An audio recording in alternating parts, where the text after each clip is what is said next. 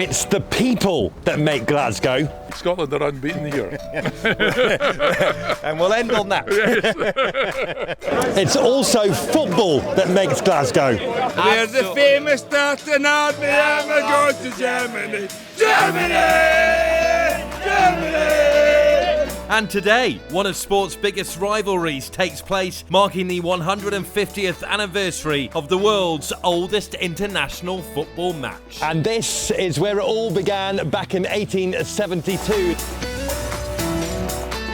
Welcome to this week's Planet Playground video. I'm Tom Bushell, this is Glasgow, let's play. I'm going to take you on a journey across Glasgow from where international football first began, have a look at its most famous stadiums, and finish tonight at Hampden Park, where Scotland will take on England for the 116th time. This grass that I'm walking on now is the birthplace of international football. The international game as we know it today all began here. To be fair, the grass has probably regrown a few times over the last 150 years.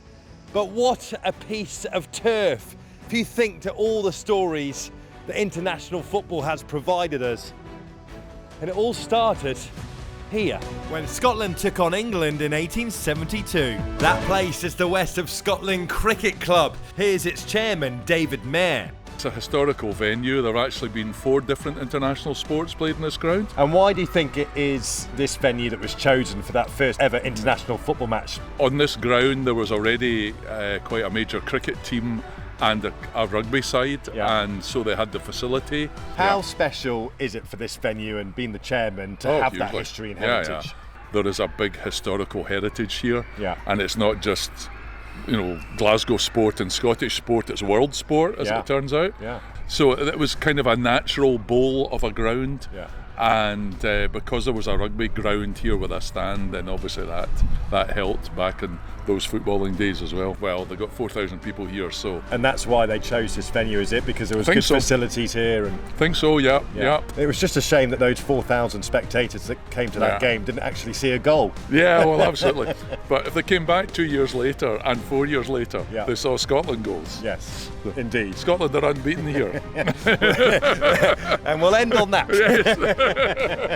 So that is where international football first began. Now it's time to travel across Glasgow, taking in its most famous stadiums before arriving at Hampden Park tonight.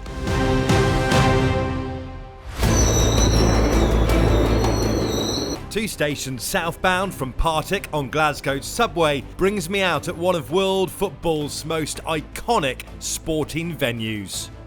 And it wasn't until another 30 years later after that first international football match that this place was built.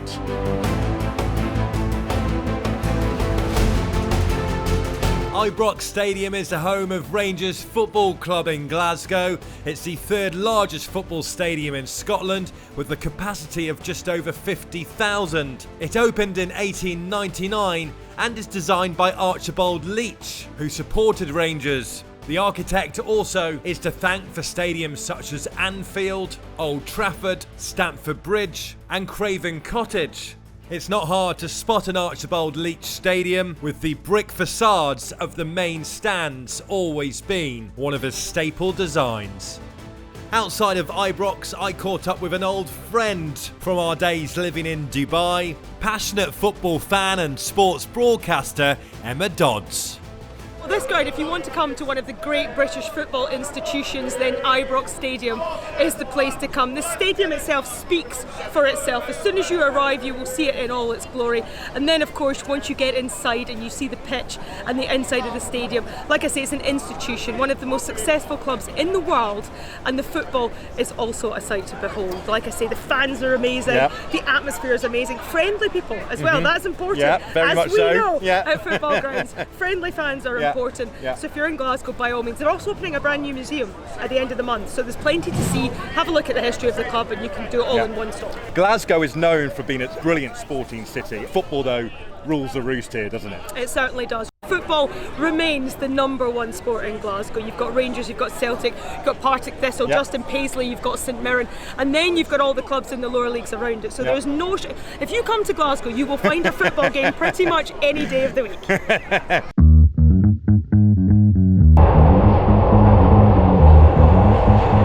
Back in the centre of town, the atmosphere was building. Just a few hours to go until the resumption of the world's oldest international fixture.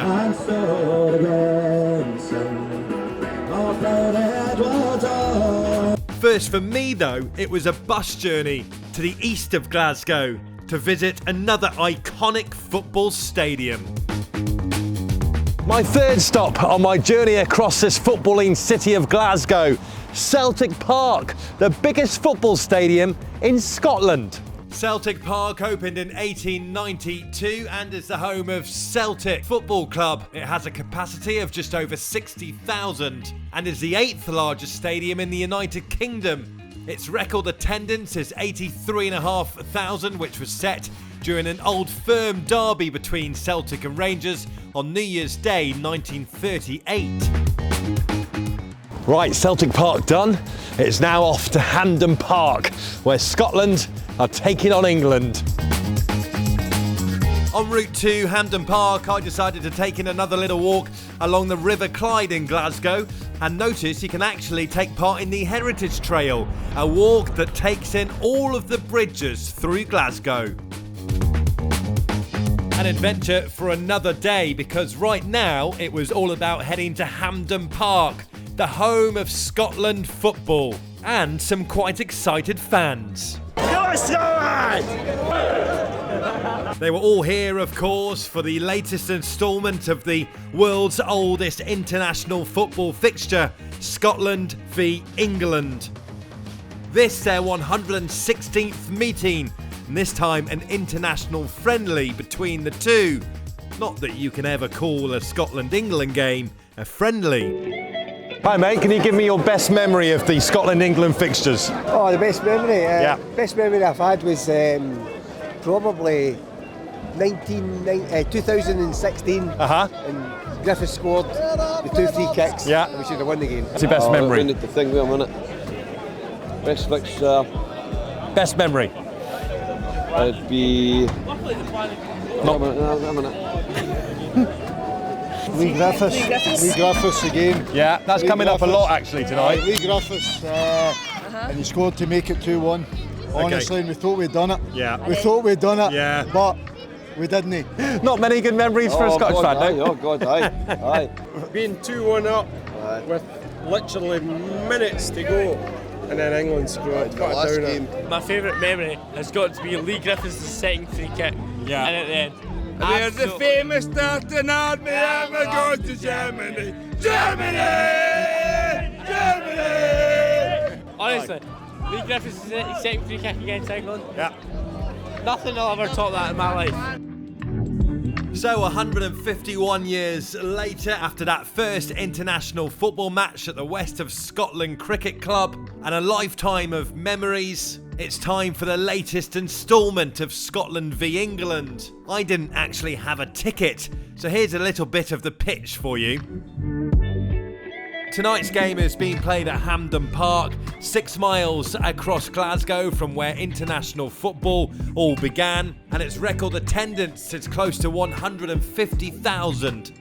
Of course, for a Scotland-England game back in 1937. There won't be as many as that here tonight, but once again it's proven that people and football make Glasgow. If you enjoyed that video, why not watch my next video, Cycling Scotland's Gulf Coast, all 18 courses in 10 minutes. And don't forget to subscribe if you enjoy exploring different destinations through sport and adventure. Because our planet is our playground. Thank you very much for watching, and I'll see you next week.